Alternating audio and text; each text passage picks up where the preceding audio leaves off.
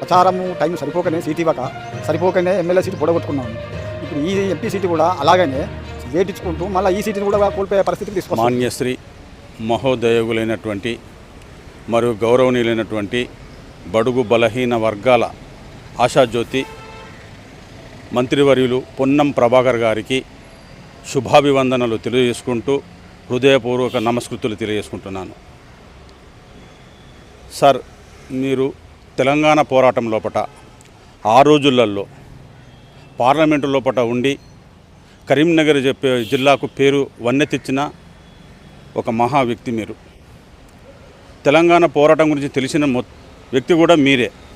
ఆనాడు పార్లమెంటు సభ లోపట తెలంగాణ తెచ్చేది మేమే, ఇచ్చేది మేమే అని చెప్పారు మీరు. ఆ విధంగానే మీ మాటల ప్రభావం వలన, మీ యొక్క పోరాట దీక్షతోటి తెలంగాణ వచ్చింది. తెలంగాణ తెచ్చిన తెలంగాణ లోపల బడుగు బలహీన వర్గాలకు న్యాయం జరగడం లేదు. అంతేకాదు, తెలంగాణ తెచ్చిన తెలంగాణ లోపల తెలంగాణ రాష్ట్రం దాన్ని సొమ్ము చేసుకున్నది.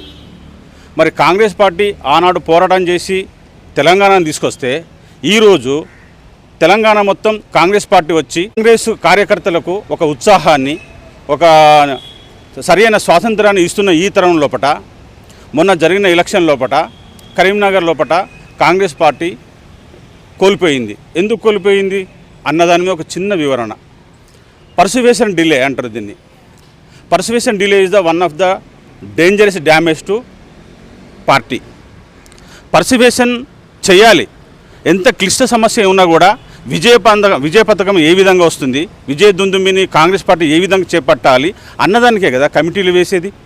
మరి అట్టి కమిటీలు వేసిన దాంట్లో మీరు ఆ రోజు ఎమ్మెల్యే పోటీ లోపల మీరు కొంత బిజీగా తిరిగిన మాట వాస్తవమే. కానీ ఈనాడు మంత్రివర్యులైపోయి కరీంనగర్ జిల్లాకు, ముఖ్యంగా కరీంనగర్ ఎంపీ పార్లమెంటు సీటుకు మీరు ఇన్ఛార్జిగా ఉన్నారంటే యావత్ తెలంగాణ కాకుండా మా కరీంనగర్ ఎంపీ ప్రజలంతా కూడా సంతోషపడ్డాం.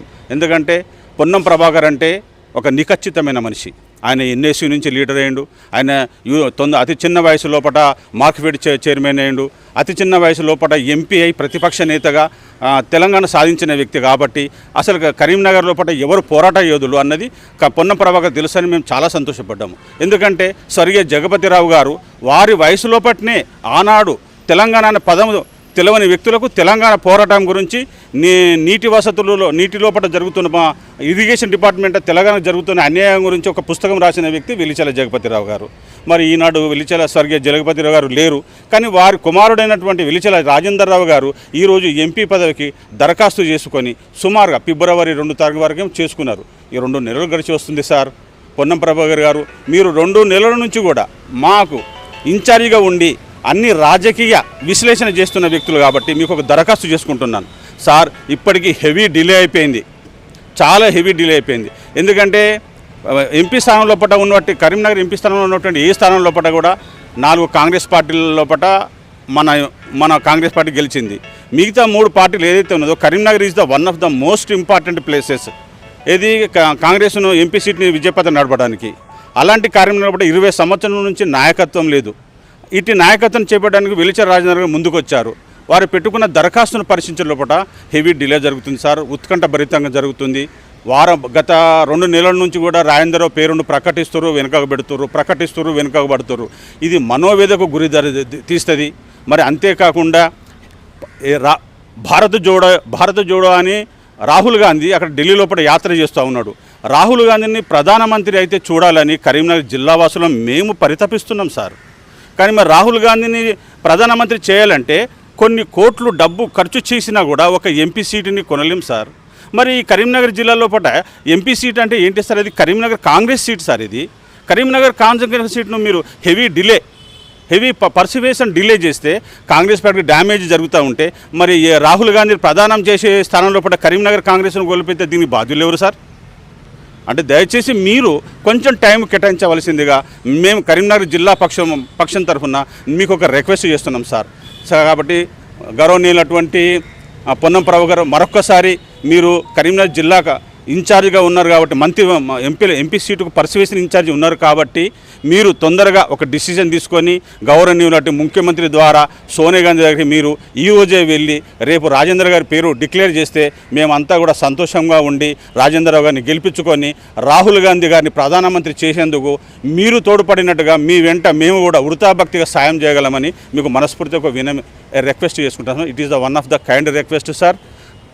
So once again we are requesting to Ponnam Prabhakar గారు సార్, ఇది సోనియా గాంధీ గారికి మేము పెట్టుకున్న దరఖాస్తు.